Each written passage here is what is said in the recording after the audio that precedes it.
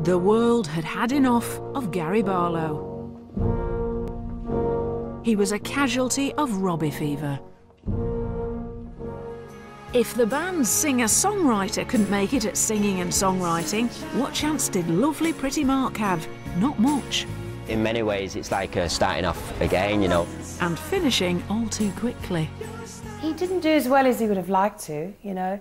It's very, very difficult when you come out of such a powerful institute, almost, as Take That was, to try and make your own thing happen.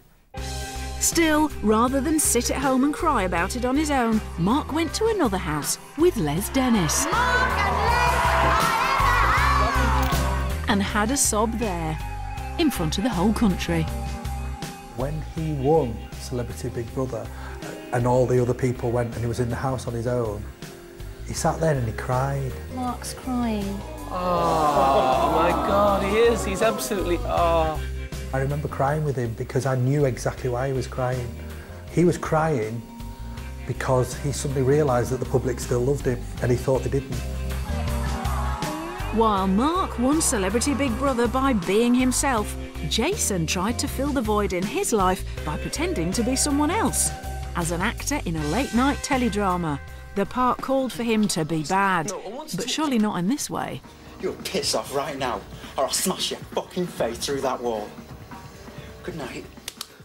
Probably it was best that he didn't pursue, sorry Jason, the acting thing.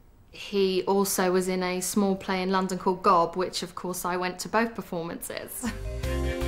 Being someone else was tough, so he decided on an easier role, a normal bloke who went to uni and travelled.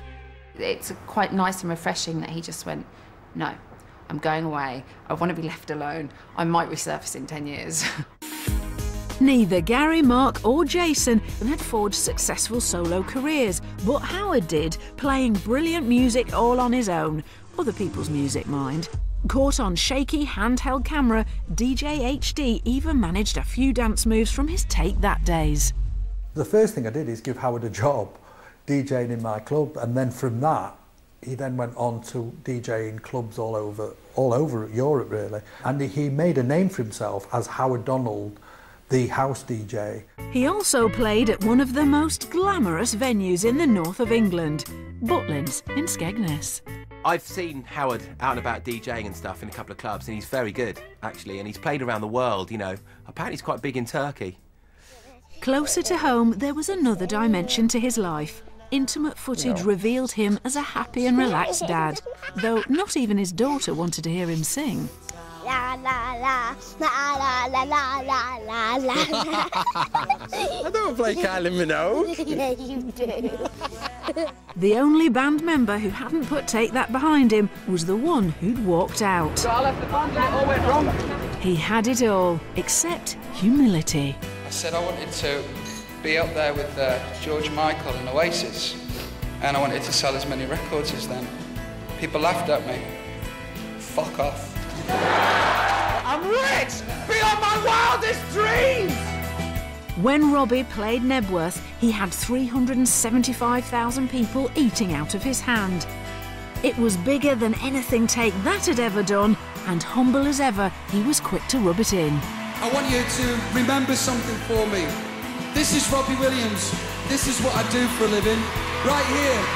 I'm a singer, I'm a songwriter, and I'm a bored entertainer. If you were Take That and then you see this meteoric global success this guy's having, thinking, oh God, he was our former bandmate. He was the little scrote that was the youngest. He was the cheeky chappy. Now look at him. Robbie had the whole world in front of him, but it seemed he couldn't let go of the past. You fat this, you're talentless, I don't need Take That. Sorry, Gary, but I was always the talented member of the band. Robbie was so vile about Gary. You know, all his problems, everything that had gone wrong in his life was because of Gary Barlow. Robbie's childish jibes became easy meat for TV satirists who sent up his bitter fascination with Gary. People out there are dying because of your ignorance. That and because Gary Barlow ate all the pies.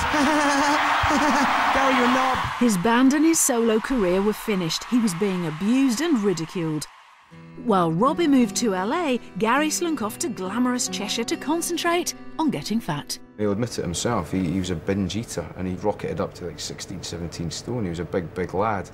And that's because he was so unhappy. I opened a club after Take That called Essential, and I was in there with Gary. Gary came to have a look at it one night and someone came up to him and literally said to him, "Didn't you used to be Gary Barlow?" And Gary Barlow, quick as a flash, looked at him and went, "No, mate, sorry." Because he just didn't want to be Gary Barlow anymore. He went into a bit of a depression, downward spiral. But what he was lucky with, though, he'd met this wonderful girl, a backing dancer called Dawn. They'd got this very strong relationship. And so I think that kind of saved him from doing anything too desperate. Limited to singing to his new wife and kids in the garden, he wrote songs for Blue, Charlotte Church and even Donny Osmond. While Robbie was a strutting superstar, the rest of the boys had gone their own way, buying hats and putting Take That behind them. By now, even the weepiest fans knew Take That would never come back. Never, never ever, no chance, forget it. Hang on, Take That aback. Well, kind of. In 2005, the boys got together to plug a compilation album of their old hits. It was 10 years after their split. Surely no one would even remember them.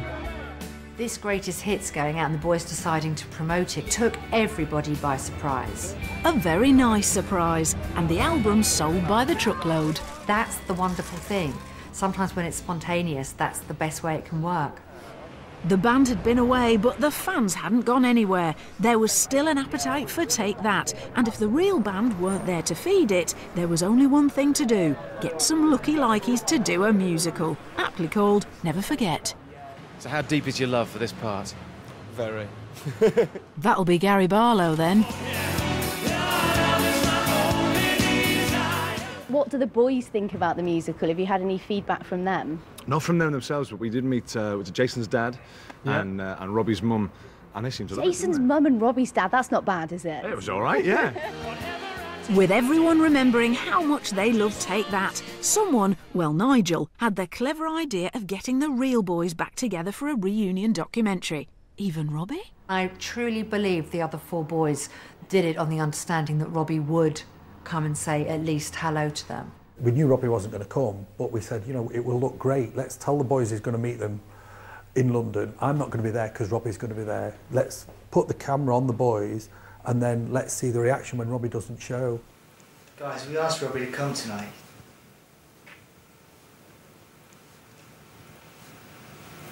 He's declined. Oh, come on, where is it? He couldn't turn up and face his four friends that made him the success he was. Because no doubt Robbie Williams would not have been successful without Take That. And they wouldn't have been successful without him. But that's what partnerships are all about. And at that moment, I think he forgot it. Robbie only agreed to be filmed and he didn't agree to meet the boys. He didn't want to do the Take That reunion on film. I watched that documentary, I cried. Gary with his family, singing on the piano with his daughter. And then I think they cut to Robbie, bragging about how many Brit Awards and how sad did he look sitting on that chair on his own. And then they asked Robbie that question. 14 Brits. Fuck off. No, in all seriousness, I would swap everything that I have for that. Yeah.